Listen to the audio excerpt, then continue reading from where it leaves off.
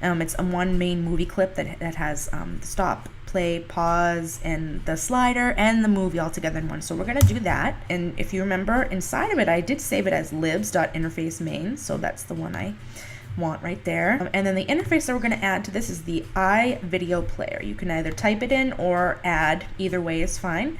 And then hit finish. So now you can see that public class video player extends interface main, which is in the Flash file that I have, and it implements video player. So it implements my interface.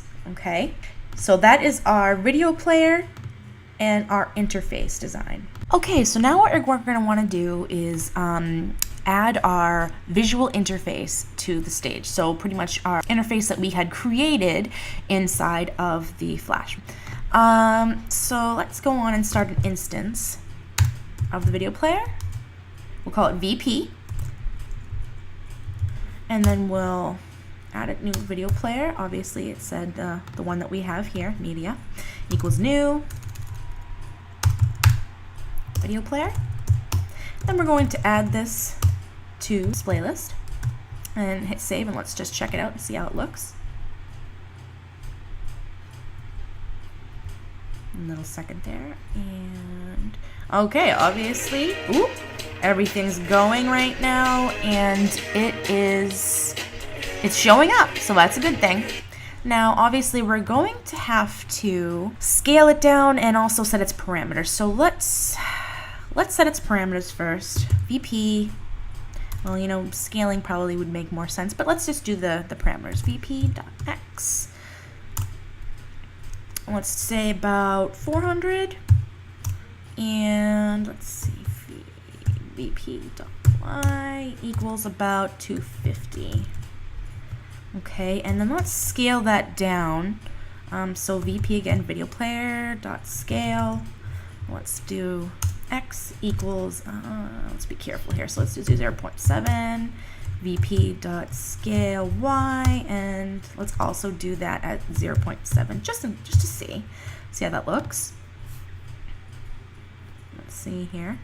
Perfect. Okay, so it seems like the video is playing. You can see each one of the buttons are going crazy right now, and that is because the buttons that I had made, the buttons that I made are have 2 frames. So let's go back into our Adobe Flash CS5 really quickly, and I'll show you what I mean. Let's go into play button. So here we have the play button, and now we have the second frame, and that's when you push down on the button. So that's what I made it do. So that is what's going on with those buttons. They're going crazy right now. So let's go back, and now that we know that works, we will fix that flashing button shortly. So now that we've set this to the display list, we are going to go into our video player class, and we're going to set up the slider. Okay, so we're in our video player class, and the first thing we're going to want to do is we're going to want to make a private var.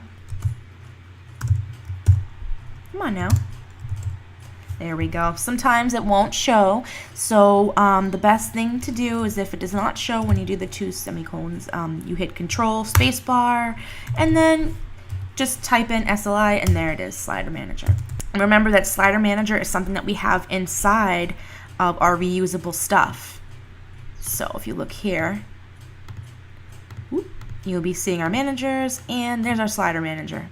And inside our Slider Manager, that's going to have all the functions that we need for our slider to work.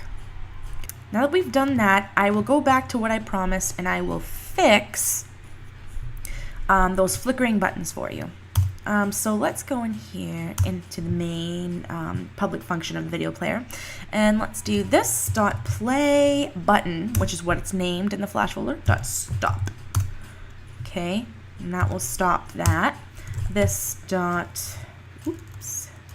stop button dot stop.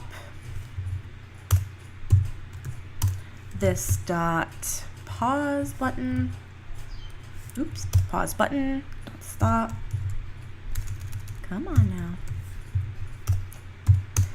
And then if you notice, the movie itself was playing as well, and we don't want that. So we want to do this dot. Now the movie is saved as Tristy movie. Now the movie that I have loaded on there is of my nephew dancing. So I named it Tristy movie. So TRI, Tristy movie. It should come up right there. There we go. It's FLV playback. Dot stop, of course, you guessed it. And then that stop too. So now, let's see here. Okay, great. Buttons are stopped. Can't click on them yet, of course. Movie can't play at all, of course, and the slide isn't working, of course. So we have yet to do that.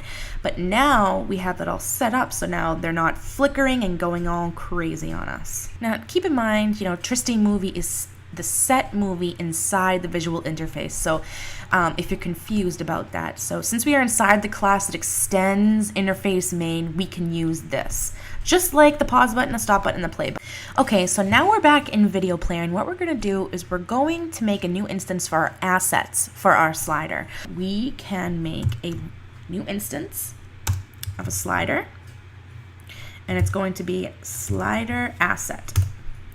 And then we're going to equal new slider asset. And let's see here. So now what we're going to do is slider manager equals new slider manager. So this is making a new slider manager from the class for the above slider asset. Oops, and I completely forgot to name my private var a private var up above. How awful of me. But that is all set and done. We're going to set up the slider assets that are inside.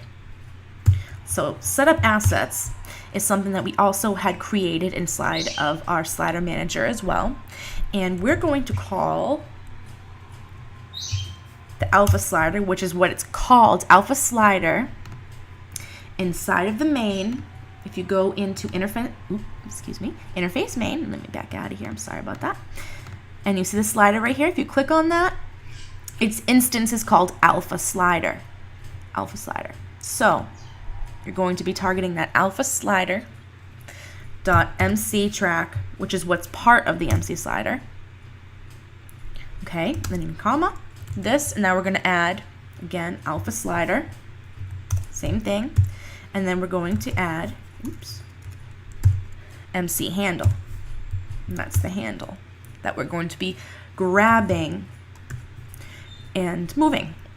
Okay, and now what we're going to do is we're going to make an event listener, because we're going to be making a private function down below. So let's do again underscore sm dot add event listener, and let's do event dot change, and we're going to call it scale. We're going to call that private function scale. It's going to probably give me an error if I don't have it. Okay, good, it's not. Wonderful. So let's go down below and make that public function of scale. Let's go and do the scale, the public function scale. So since it's going to be a change, because the scale, it's going, when you scroll it, or slide it, slider, it's going to change the percentage of the what the alpha will be. So let's make it an event, and that's going to be event. Okay. And I'm getting an error, but you will see why in a few moments. And